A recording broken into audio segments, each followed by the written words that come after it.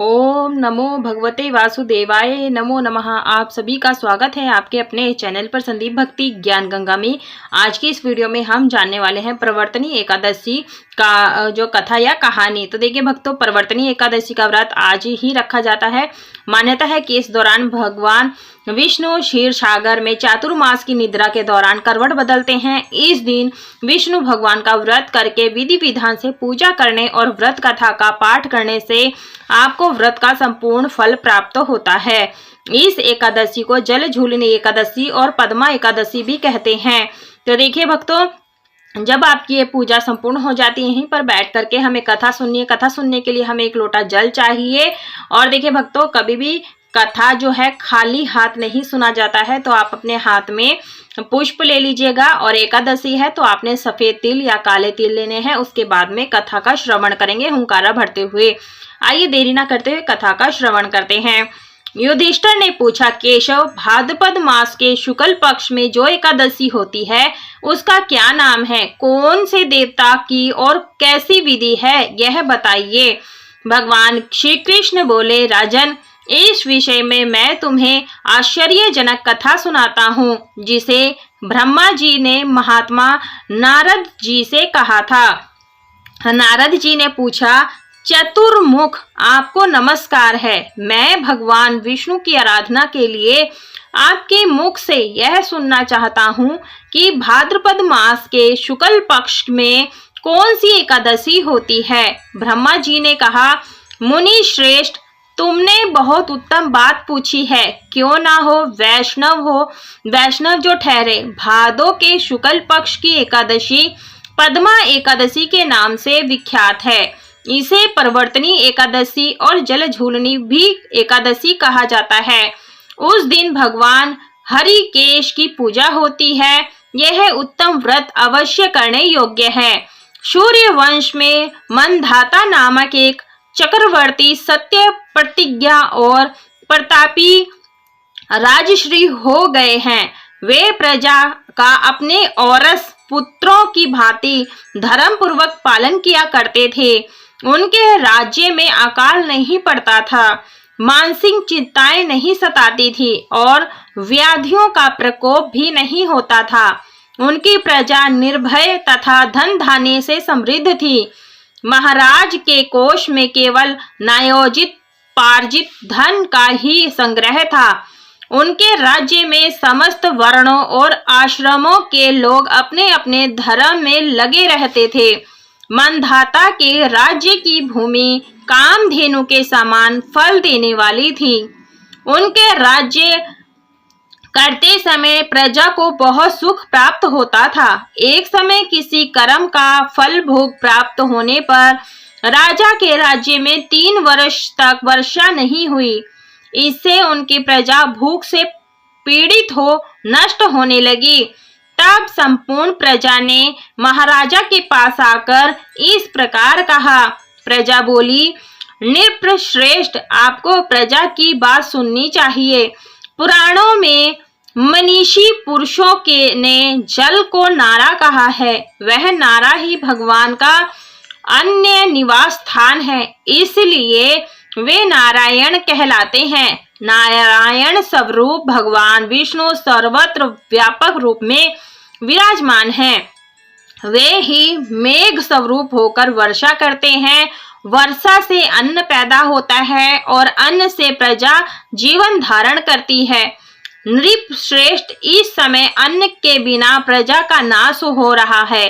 अतः ऐसा कोई उपाय कीजिए जिससे हमारे योगक्षेम का निर्वाह हो। राजा ने कहा, आप लोगों का कथन सत्य है, क्योंकि अन्न को ब्रह्मा कहा गया है। अन्न से प्राणी उत्पन्न होते हैं और अन्न से ही जगत जीवन धारण करता है। लोक में बहुधा ऐसा सुना जाता है तथा पुराणों में बहुत विस्तार के साथ ऐसा वर्णन है कि राजाओं के अत्याचार से प्रजा को पीड़ा होती है। किंतु जब मैं बुद्धि से विचार करता हूँ तो मुझे अपना किया हुआ कोई अपराध नहीं दिखाई देता। फिर भी मैं प्रजा का हित करने के लिए पूर्ण यत्न करूंगा। ऐसा निश्चय करके राजा मंधाता इन्हें गिने व्यक्तियों को साथ के विधाता को प्रणाम करके सघन वन की ओर चल दिए। वहां जाकर मुख्य मुख्य मुनियों और तपस्वियों के आश्रमों पर घूमे फिरे। फिर एक दिन उन्हें ब्रह्मपुत्र अक्रिय ऋषि का दर्शन हुआ। उन पर दृष्टि पड़ते ही राजा हर्ष में भरकर अपने वाहन से उतर पड़े और इंद्रियों को वश में रखते हुए दोनों हाथ जोड़कर उन्होंने मुनि के चरणों में प्रणाम किया।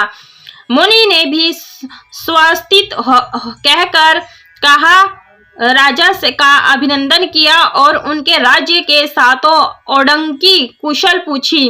राजा ने अपनी कुशल बताकर मुनि के स्वास्थ्य का समाचार पूछा। मुनि ने राजा को आसन और अर्घ्य दिया। उन्हें ग्रहण करके जब वे मुनि के समीप बैठे तो उन्होंने इनके आगमन का कारण पूछा। तब राजा ने कहा, भगवान, मैं धर्मानुकूल प्रणाली से पृथ्वी का पालन कर रहा था, फिर भी मेरे राज्य में वर्षा का अभाव हो गया है। इसका क्या कारण है, इस बात को मैं नहीं जानता। ऋषि बोले, राजन, यह सब युगों में उत्तम सतयुग है। इसमें सब लोग परमात्मा के चिंतन में लगे रहते हैं तथा इस समय धर्म अपने चारों चरणों से युक्त होता है। इस युग में केवल ब्राह्मण ही तपस्वी होते हैं, दूसरे लोग नहीं। किंतु महाराज, तुम्हारे राज्य में यह शूद्र तपस्या करता है, इसी कारण मेघ पानी नहीं बरसाते। तुम इसके प्रतिकार का यत्न करो जिससे यह अनावृष्टि का दोष शांत हो जाए। राजा ने कहा, मुनिवर, एक तो यह तपस्या में लगा है, दूसरे निपराध है, अतः मैं इसका अनिष्ट नहीं करूंगा।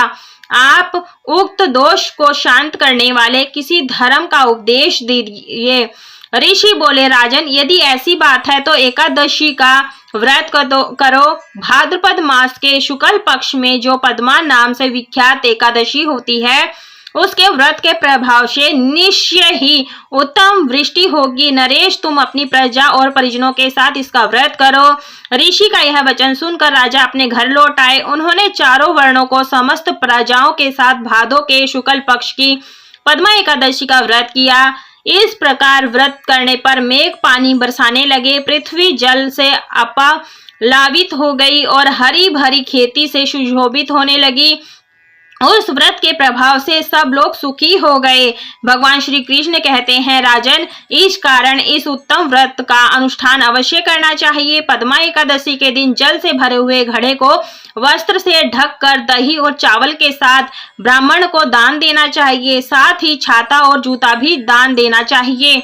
ना दान करते समय निम्नलिखित जो है मंत्र का उच्चारण भी करना चाहिए। मंत्र इस प्रकार से है, नमो नमस्ते गोविंद बुद्ध श्रवण संजक अघो धंस क्षय कृत्वा सर्व सौख्यात पदो भव। मुक्ति मुक्ति प्रद शिष्य लोका नाम सुख्यदायक है। तो यह जो मंत्र है, इस मंत्र का दान जब आप करें किसी भी वस्तु का, तो इस मंत्र का जाप और दान मंत्र का जाप करना चाहिए। और ये जो मंत्र मैं आपको स्क्रीन पर दे दूंगी और डिस्क्रिप्शन में भी दे दूंगी। जब आप ये कथा सुनेंगे, कथा सुनने के बाद में ये जो मंत्र जरूर से बोलें। तो देखिए भक्तों, श्रावण मास जो बुद्ध श्रवण नाम धारण करने वाले भगवान गोविंद, आपको नमस्कार है। इस श्लोक का अर्थ है, नमस्कार है, मेरी पाप शिका नाश करके आप मुझे सब प्रकार के सुख प्रदान करें। आप पुण्य आत्मा जनों को भोग और मोक्ष प्रदान करने वाले तथा सुखदायक हैं। राजन, इनके पढ़ने और सुनने से मनुष्य सब पापों से मुक्त हो जाता है। यह थी भगवान विष्णु की प्रवर्तनी एकादशी की व्रत कथा। कथा सुनने के बाद में अक्षत जो तिल है और पुष्प जल के लोटे में डाल देंगे। इस जल के लोटे को हम सूर्य देव को अर्घ्य दे देंगे। और देखिए दीपक थोड़ा सा शांत हो जाएगा, उसके बाद में थोड़ी देर में ही जो है आपने भोग प्रसाद हटा लेना है, सभी में बांट देना है। शाम के समय यहीं पर धूप दीप आरती करनी है। अगले दिन चौकी का विसर्जन किया जाता है दान दक्षिणा देने के बाद में। और क्षमा प्रार्थना मांग ले, पूजा में रही कोई गलती हो गई तो क्षमा प्रार्थना मांग ले। वीडियो पसंद आई हो कथा की, वीडियो को लाइक शेयर सब्सक्राइब जरूर करें। कमेंट बॉक्स में राधे राधे।